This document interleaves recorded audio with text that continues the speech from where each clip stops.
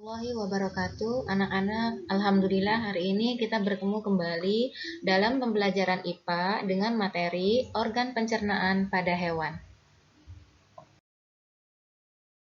Susunan organ pencernaan pada cacing tanah meliputi mulut, tenggorokan, kerongkongan, tembolok, empedal, usus, dan anus. Mulut cacing tanah tidak bergigi. Di dalam empedal, makanan dicerna secara mekanik. Proses pencernaan kimiawi berlangsung di dalam usus. Sisa-sisa makanan lalu dibuang melalui anus.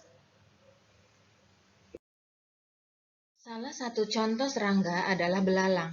Susunan organ pencernaan belalang meliputi mulut, kerongkongan, lambung, usus, dan anus. Serangga memiliki makanan yang berbeda-beda, sehingga bentuk mulutnya juga berbeda-beda. Terdiri dari mulut, kerongkongan, lambung, usus, dan anus. Kelenjar pencernaan ikan terdiri dari hati dan kantong empedu. Kelenjar pencernaan tersebut berguna untuk menghasilkan enzim-enzim pencernaan. Enzim pencernaan yang dihasilkan ikan karnivor berbeda dengan ikan herbivor. Kelenjar pencernaan ikan karnivor menghasilkan enzim pemecah protein.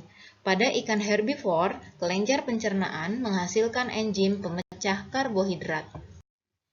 Saluran pencernaan katak terdiri dari mulut, kerongkongan, lambung, usus, dan kloaka. Kelenjar pencernaan katak terdiri dari hati dan pankreas.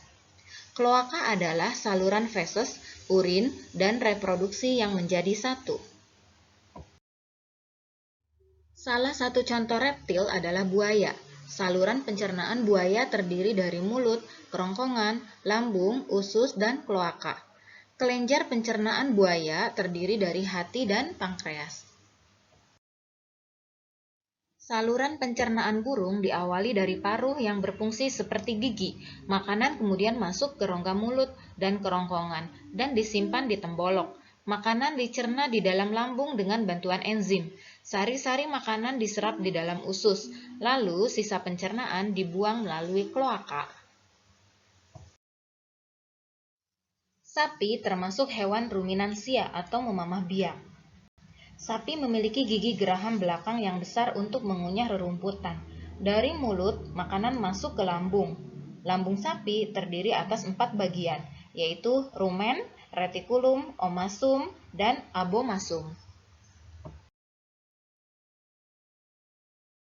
Rumen, terdapat bakteri pengurai selulosa pada makanan sapi. Makanan lalu dibawa ke retikulum.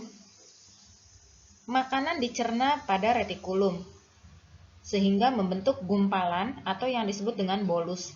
Bolus didorong kembali ke rongga mulut dan dikunyah kembali. Dari retikulum, makanan kemudian masuk ke omasum.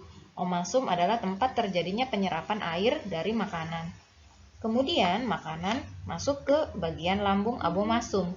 Pada abomasum ini adalah tempat makanan dicerna dengan bantuan enzim pencernaan. Kemudian setelah melalui lambung, makanan masuk ke usus. Di usus terjadi penyerapan zat makanan. Selanjutnya, sisa pencernaan dikeluarkan melalui anus. Demikian penjelasan materi hari ini dari Bu Nunung. Tetap ceria dan sehat selalu.